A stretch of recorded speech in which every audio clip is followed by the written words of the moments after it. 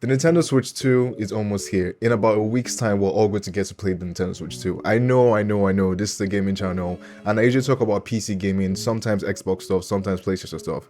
But I never really talk about the Nintendo Switch because I just felt like the Nintendo Switch as a system was already covered by so many YouTubers. And even though I play it every now and then, there were times during the Switch's lifespan, especially while I started playing it, wasn't being used as much as it should have been. But now with the Switch 2 coming out, I've just found myself going back into playing the Switch. And if you guys don't know about this already, let me tell you like a very quick story about the Switch and me. So the Switch, as I have here, as you guys can see over here, yeah, it's dusty as hell, but it's a console. It's probably the first console I bought while I started working in 9 to 5, where I was able to save up a lot of money to get the Switch. And if you know anything about working in 9 to 5 in Nigeria, buying a console like this is not the cheapest thing to do, especially starting out in your career, like a very first 9 to 5 job. It took me about probably a full-blown year of saving up money to get the Switch and to get a couple of games. And to be honest with you, it was probably one of the best decisions I made. The Switch as a console, even though when it came out in 2017 was underpowered from the competition in itself, but at the same time it offered something more that we hadn't seen before and what other companies are actually taking note of, especially with the whole portable PC handhelds.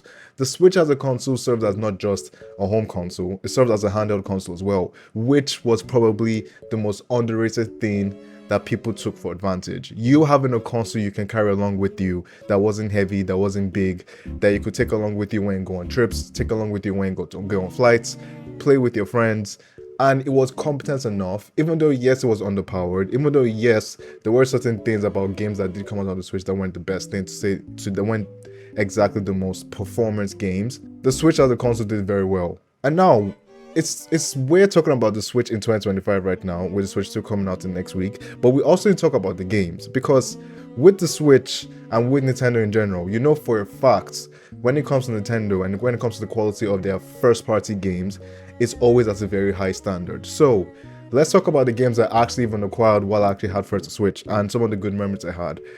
And so it's no surprise that when the Switch 2 launches, the first party launch game that comes to the Switch 2 is going to be Mario Kart World. And it also goes to say that one of the best selling games of the Switch and one of Nintendo's best selling games of all time was Mario Kart 8 Deluxe.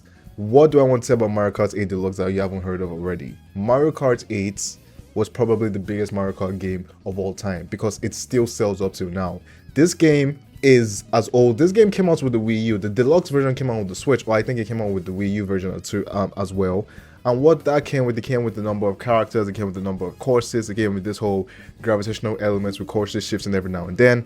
It came with a number of things, but it's Mario Kart at the end of the day. So look, you don't fall into one or two parties. You're either a Mario Kart fan or you're not a Mario Kart fan. And as someone like me who had a DS, I didn't have a GameCube, I didn't have a Wii, I had a DS, I had a 3DS, I had the handheld Nintendo consoles, and I loved Mario Kart. I've loved Mario Kart from the get-go. I've loved Mario Kart ever since I started playing Mario Kart, Double Dash, Mario Kart DS.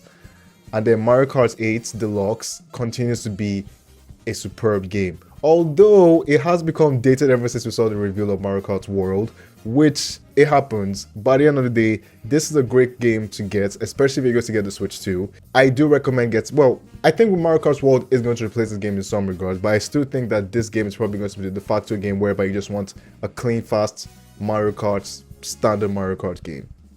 And so that goes without saying that when it comes to first party Nintendo games, no one says a Nintendo console without saying Smash. And obviously, we're talking about Super Smash Bros. Ultimate. Look, this is probably going to be one of the hardest games for Nintendo to go after in terms of making a sequel, because you literally have the title Ultimate on the title.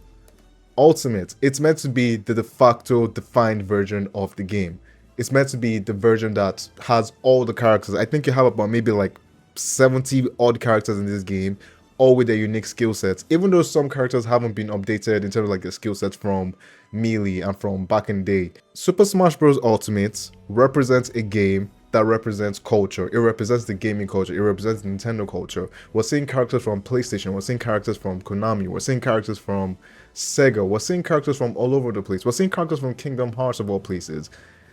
This game is a no-brainer. If you are getting a Switch 2, if you're just about to get a Switch 2, Super Smash Bros. Ultimate is a de facto fighting game for every single fighting fan. Even non-fighting fans, this game ruled. I can say so much about the game. I could go in details with how much depth the game has in terms of its combats, in terms of its mechanics, in terms of its skill sets. It is a game you should get.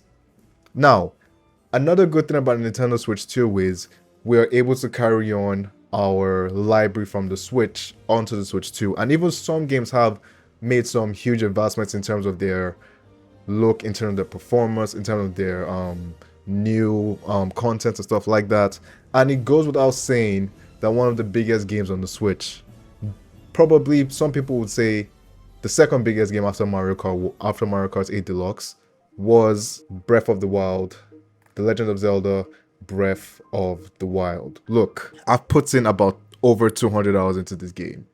Breath of the Wild changed me. I was never the biggest Zelda fan growing up. Mario was always my go-to. Yes, I did play Zelda. I played a bit of Ocarina of Time. I did play Wind Waker. I did play Skyward Sword. I did play Twilight Princess. Legend of Zelda Breath of the Wild consumed my life. It took everything from me. I was addicted to this game. This game was crack when it first launched. I got this game in 2020, just after the pandemic, or no, just before the pandemic. I got this game the first year of the pandemic, so at the end of 2020. Legend of Zelda Breath of the Wild consumed my full life. Like I said, I put over 200,000 into this game. One day this game have an open world game. And this is coming from someone, if you've seen all my past videos, especially the ones you see up here, I've had a love and hate relationship with open world games being too open for the vassal, just being open, as opposed to just being good games. This game in itself, you could say, is the inspiration behind a game like Elden Ring, in terms of its exploration, in terms of its design, in terms of you going over there figuring out. It took some inspiration from Skyrim in terms of that whole exploration. You can go there and figure out and you have no idea what you're going to find, but exploring, you are rewarded with exploring. Breath of the Wild takes that to a whole new level in the Kingdom of Hyrule with just all these vast creations you can do.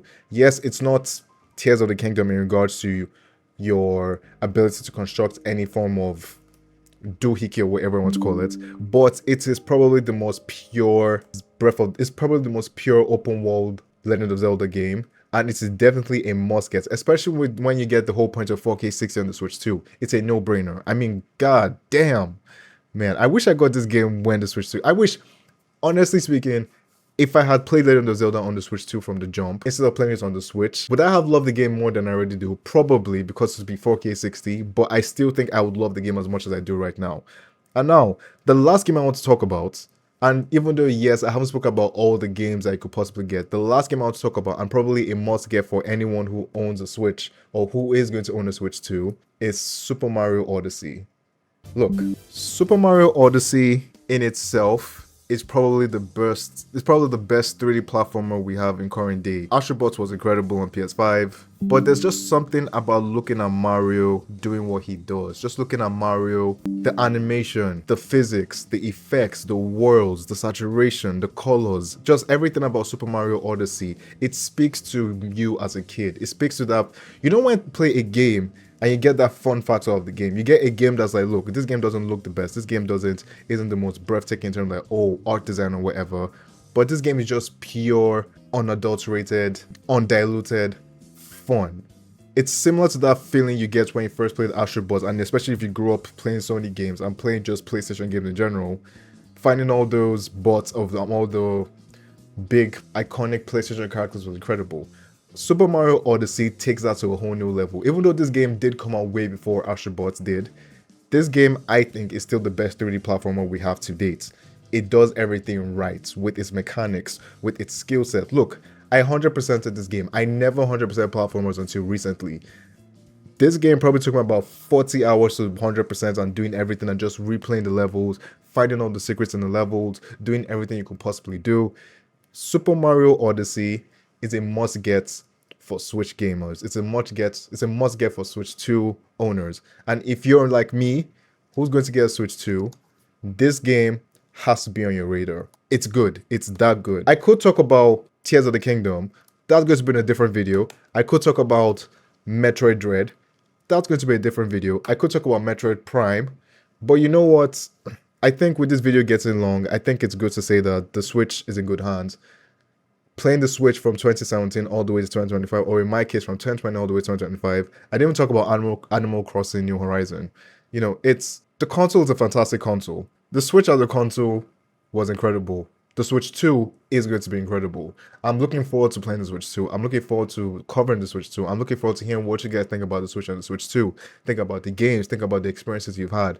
Look, if there's anyone who has enjoyed Nintendo, I have.